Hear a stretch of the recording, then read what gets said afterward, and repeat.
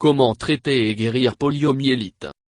Poliomyélite, souvent appelée la poliomyélite ou la paralysie infantile, est une maladie infectieuse causée par le poliovirus. Dans environ 0,5% des cas, il y a une faiblesse musculaire qui entraîne une incapacité à mouvement qui peut se produire en quelques heures à quelques jours. La faiblesse implique le plus souvent les jambes, mais peut moins souvent impliquer les muscles de la tête, le cou et le diaphragme. Beaucoup, mais tous les gens se rétablissent pas complètement. Dans ceux qui ont une faiblesse musculaire d'environ 2% à 5% des enfants et 15% à 30% des adultes meurent. Un autre 25% des personnes ont des symptômes mineurs tels que la fièvre et un mal de gorge et jusqu'à 5% ont des maux de tête, raideur de la nuque et des douleurs dans les bras et les jambes. Ces personnes sont généralement de retour à la normale dans 1 ou 2 semaines. Dans jusqu'à 70% des infections, il n'y a pas de symptômes. Des années après le syndrome post-polio de récupération peuvent se produire, avec un lent développement d'une faiblesse musculaire semblable à celle que la personne avait au cours de l'infection initiale. Le poliovirus se transmet généralement d'une personne à travers les matières fécales infectées entrant dans la bouche. Il peut aussi se propager par des aliments ou de l'eau contenant des matières fécales humaines et moins fréquemment de la salive infectée. Ceux qui sont infectés peuvent transmettre la maladie pendant jusqu'à 6 semaines, même si aucun symptôme sont présents. La maladie peut être diagnostiquée par la détection du virus dans les matières fécales ou la détection d'anticorps contre elle dans le sang. Polio, aussi connue comme la poliomyélite, est une maladie hautement contagieuse causée par un virus qui attaque le système nerveux. Les enfants de moins de 5 ans sont plus susceptibles de contracter le virus que tout autre groupe. Selon l'Organisation mondiale de la santé, OMS, 1 en 2 sans infection de polio se traduira par une paralysie permanente. Cependant, la maladie a été éliminée en grande partie grâce à la mise au point d'un vaccin contre la polio. Le plus récent sondage OMS, en 2010, a rapporté seulement 1352 cas de poliomyélite dans le monde entier. Merci au vaccin contre la polio, aux États-Unis n'a pas eu un cas rapporté de la poliomyélite depuis 1979. Cependant, l'Afghanistan, le Pakistan et le Nigeria ont encore de fréquentes épidémies. Il existe 3 types d'infection de la polio. Sous-clinique, environ 95% des cas de poliomyélite sont des sous-cliniques, et les patients ne présentent aucun symptôme. Cette forme de la polio n'affecte le système nerveux central, cerveau et moelle épinière. Non paralytique, cette forme, qui n'affecte le système nerveux central, ne produit que des symptômes bénins et ne conduit pas à la paralysie. Paralytique, ceci est la forme la plus rare et la plus grave de la poliomyélite, qui produit une paralysie complète ou partielle chez le patient. Il existe 3 types de polio paralytique. Polio spinal, affecte la colonne vertébrale, bulbaire poliomyélite, affecte le tronc cérébral, et la poliomyélite bulbospinale, affecte la colonne vertébrale et le tronc cérébral. Le syndrome post-polio est une complication qui peut survenir après qu'une personne a pris et récupéré de poliovirus. Les symptômes du syndrome peuvent apparaître jusqu'à 35 ans après l'infection de la polio. Le poliovirus est souvent transmis de personne à personne par les matières fécales. Les personnes vivant dans les zones ayant un accès limité à l'eau ou des toilettes à chasse en cours d'exécution sont souvent le virus de l'eau contaminée par des déchets humains qui contient le virus potable. En outre, le virus peut se propager par des aliments ou de l'eau contaminée ou par contact direct avec une autre personne infectée.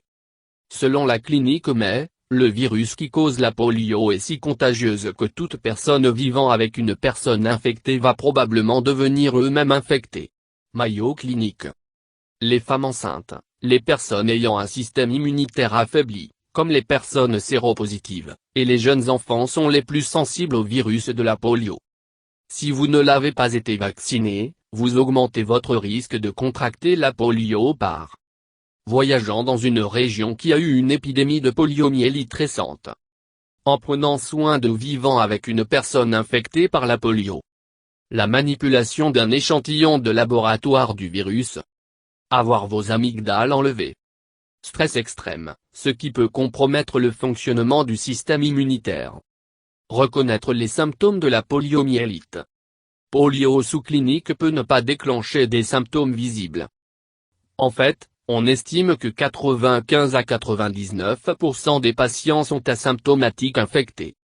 Dans les 5% des cas de polio dans lesquels les patients ne présentent des symptômes, ils peuvent varier de légers à sévères. Poliomyélite paralytique, polio qui mène à la paralysie, présente des symptômes plus graves et peuvent être fatals.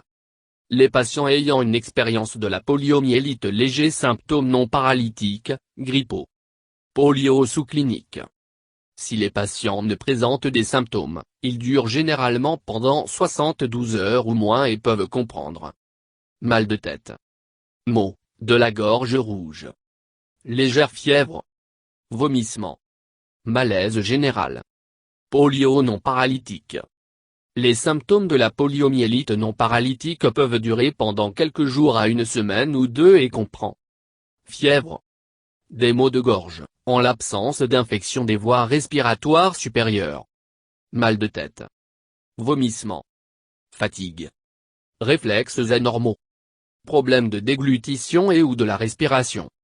Dos et de cou, douleur et la raideur, en particulier une raideur du cou avec flexion vers l'avant du cou. Bras et la jambe, douleur ou raideur. La tendresse et les spasmes musculaires. Polio paralytique. Les personnes atteintes de poliomyélite paralytique éprouvent les symptômes associés à la poliomyélite non paralytique premier.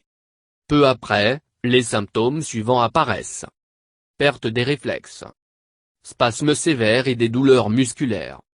Membres lâches et souples, parfois sur un seul côté du corps, cela est dû à la faiblesse qui résulte de l'implication de la colonne vertébrale. Paralysie soudaine, temporaire ou permanente. Membres déformés, en particulier les hanches, les chevilles et les pieds en raison de vacances prolongées et l'absence de contreventement orthopédique approprié. Paralysie complète peut éventuellement se développer, mais il est rare. Seulement environ 1% de tous les cas de poliomyélite se traduira par une personne étant définitivement paralysée. Parmi les patients qui souffrent de paralysie, de 5 à 10% va mourir quand la paralysie attaque les muscles qui contrôlent la respiration. Syndrome post-polio. Les symptômes du syndrome post-polio sont continu musculaire et la faiblesse conjointe. Douleurs musculaires qui s'aggravent. Devenant facilement épuisé ou fatigué. Atrophie musculaire, également appelée l'atrophie musculaire. La difficulté à respirer et ou à avaler. Problèmes respiratoires liés au sommeil, apnée du sommeil.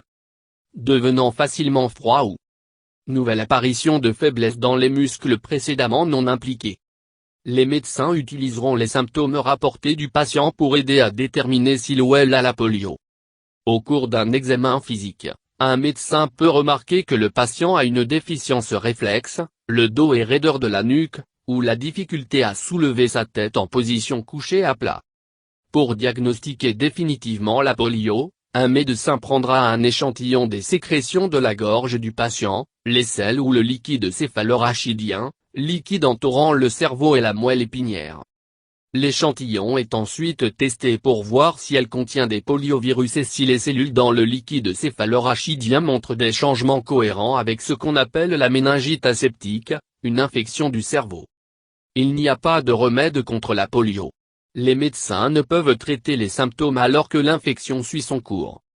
Les traitements les plus courants comprennent le repos, analgésique pour soulager les maux de tête, des douleurs musculaires et des spasmes musculaires, des antibiotiques pour les infections des voies urinaires, ventilateur portable pour aider à la respiration, la thérapie physique et ou des accolades correctives afin d'aider à la marche, coussins chauffants ou des serviettes chaudes pour soulager les douleurs musculaires et des spasmes.